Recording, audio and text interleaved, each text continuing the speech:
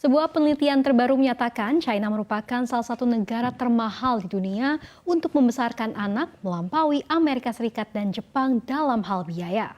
Sebuah laporan yang dirilis pada Rabu kemarin oleh Yua Population Research Institute yang berbasis di Beijing menemukan bahwa rata-rata biaya membesarkan anak di China hingga usia 18 tahun adalah 538.000 yuan atau sekitar 1,17 miliar rupiah.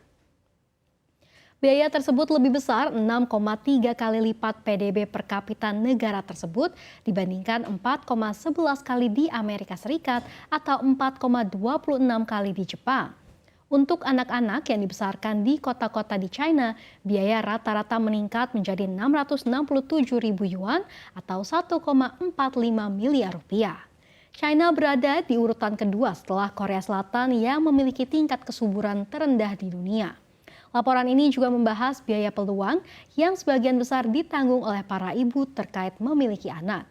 Antara tahun 2010 dan 2018, waktu mingguan yang dihabiskan orang tua untuk membantu pekerjaan rumah anak usia sekolah dasar meningkat 3,67 jam menjadi 5,88 jam.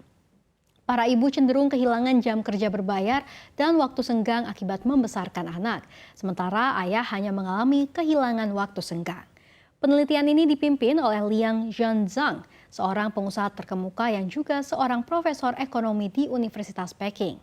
Tahun lalu populasi China menyusut selama 2 tahun berturut-turut sehingga memperburuk kekhawatiran pemerintah dalam mendukung kelompok lansia dengan jumlah pekerja yang menyusut. Jumlah kelahiran pada tahun 2023 hanya berjumlah lebih dari 9 juta, sekitar setengah dari jumlah kelahiran pada tahun 2016.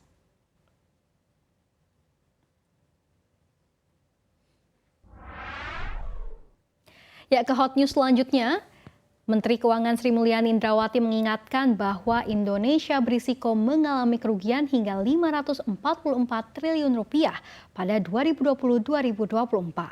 Hal ini disebabkan oleh dampak perubahan iklim. Estimasi kerugian tersebut Sri Mulyani dapatkan dari Bappenas. Dia pun mengingatkan perhitungan tersebut dalam pertemuan nasional RBP Red Plus yang diselenggarakan bersama antara Kementerian Keuangan, BPDLH, Kementerian LHK, dan Kementerian Dalam Negeri. Sri Mulyani mengatakan berbagai upaya yang dilakukan Indonesia dalam mengatasi dan menyuarakan isu climate change telah mendapatkan perhatian dan kompensasi melalui Green Climate Fund dan Result-Based Payment dari upaya Reducing Emission from Deforestation and Forest Degradation atau REDD+. Kementerian Keuangan bahkan terus bekerja sama dengan seluruh kementerian, lembaga, dan stakeholder dalam membangun awareness terkait climate change. Dia berharap RBP Red Plus dapat menjadi wadah untuk saling bertukar wawasan dan pengalaman sehingga di setiap daerah di Indonesia bisa menciptakan berbagai program untuk mengatasi perubahan iklim yang tentunya juga perlu melibatkan peran masyarakat di wilayah masing-masing.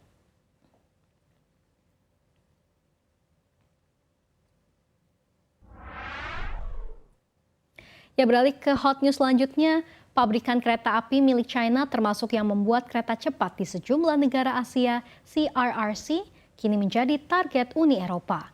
Dilaporkan kelompok negara-negara benua biru tengah melakukan penyelidikan khusus terhadap perusahaan. Mengutip Politico pada hari ini, Komisi Eropa mengklaim ada subsidi negara asing yang tidak adil dalam aktivitas perusahaan. Ini terkait tawaran unit CRRC lokomotif Qingdao Xifang untuk kontrak pengadaan publik Bulgaria senilai 610 juta euro atau sekitar 10,3 triliun rupiah guna penyediaan kereta listrik, pemeliharaan, dan pelatihan staf. CRRC mungkin telah memberikan tawaran yang terlalu menguntungkan yang dapat menyebabkan perusahaan lain yang berpartisipasi dalam prosedur pengadaan publik berpotensi kehilangan peluang penjualan. Hal ini merupakan pertama kalinya Komisi Eropa membuka penyelidikan mendalam berdasarkan peraturan baru yang ketat yang dirancang untuk menindak perusahaan yang menerima subsidi besar dari pemerintah non-Uni Eropa.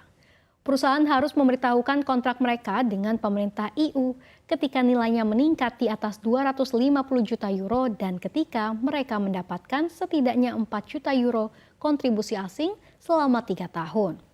CRRC sendiri telah memberitahukan kesepakatannya kepada Kementerian Transportasi Bulgaria pada 22 Januari.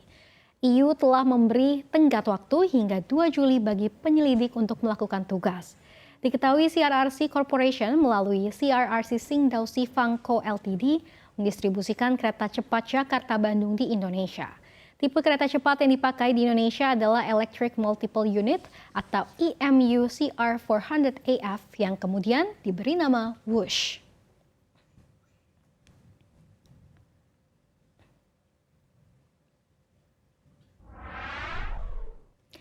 Ke hot news yang terakhir, Badan Meteorologi, Klimatologi, dan Geofisika atau BMKG menjelaskan penyebab fenomena cuaca ekstrim puting beliung yang melanda sejumlah wilayah di Jawa Barat kemarin pada Rabu 21 Februari 2024, yakni puting beliung yang menghantam sekitar wilayah Ranca Ekek.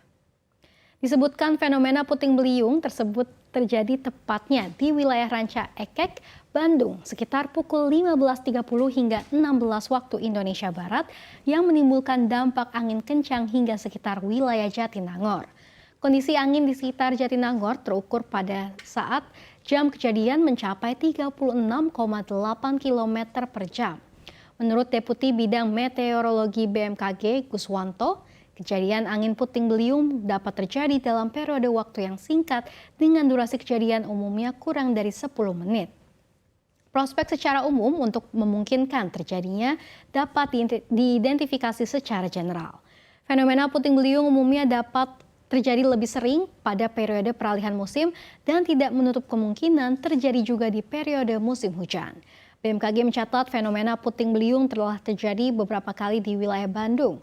Misalnya pada tanggal 5 Juni 2023 yang terjadi di Desa Bojong Malaka, Desa Ranca Mayar, dan Kelurahan Andir, Kecamatan Bale Endah, Bandung.